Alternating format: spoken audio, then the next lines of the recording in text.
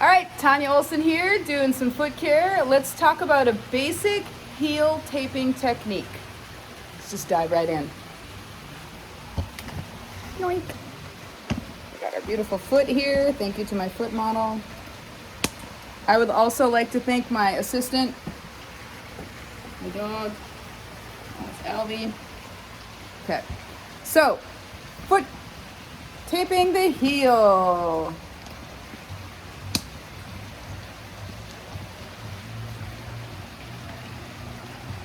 Give me a second to make sure I got the right angle there. Okay, so taping the heel, you just need all the same supplies. You need to have your alcohol wipe. And we're gonna wipe off all the tissue, all the skin, get all the dirt off, get it all ready and prepped and ready to roll. And absolutely critical is our tincture of benzoin, because that makes the skin nice and tacky so that the tape will stick on. And every year at Western States, the taping that we do at Michigan Bluff lasts until the finish.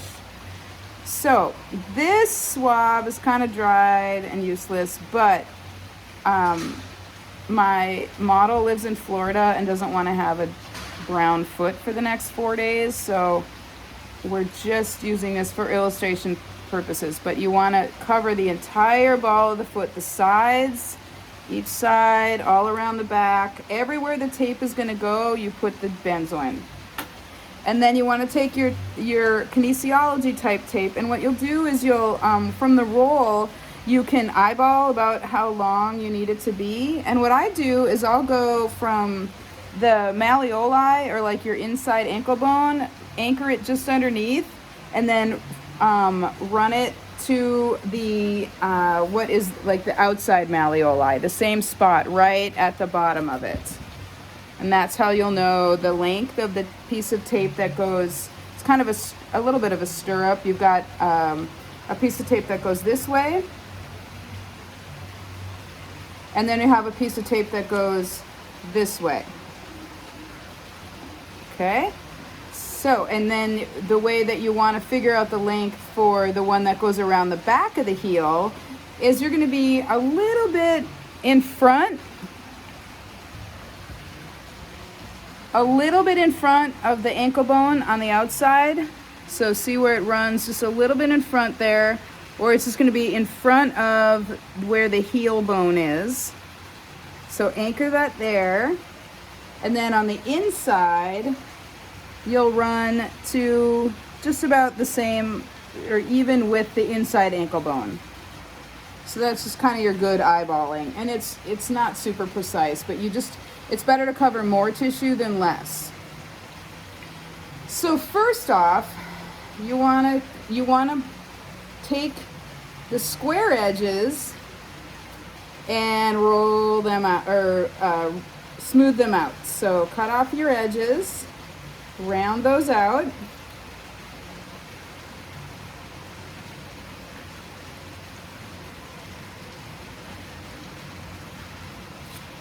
So you're going to have nice and smooth corners for both of your pieces of tape.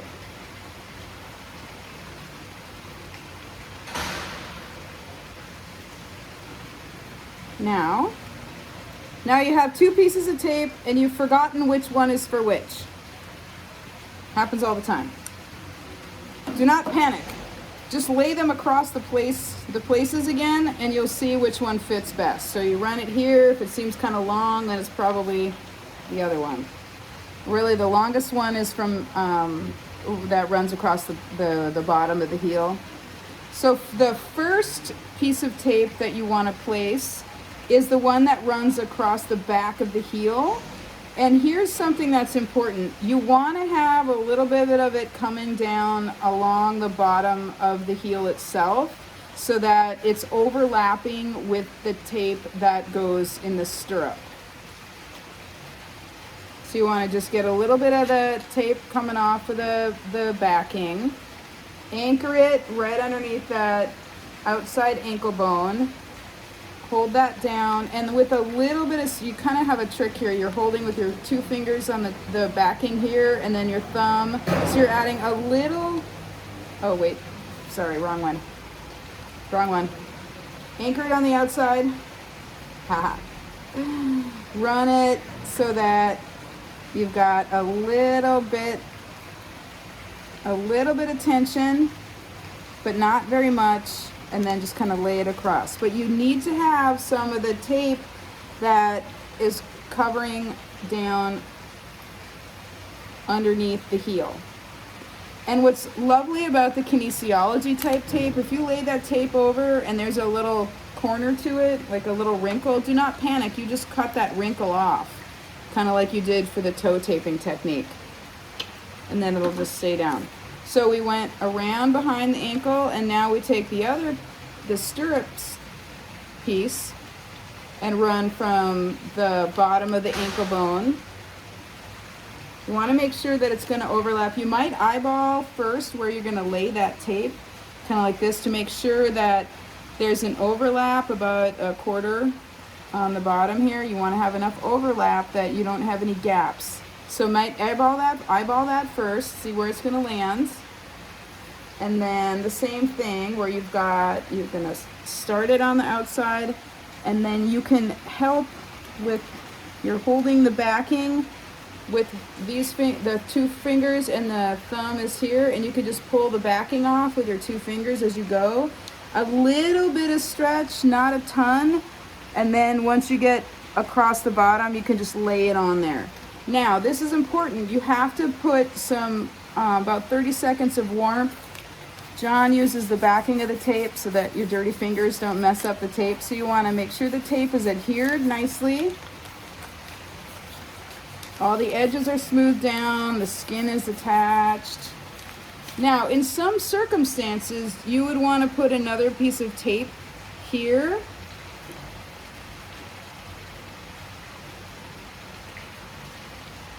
That would run across and cover more surface area.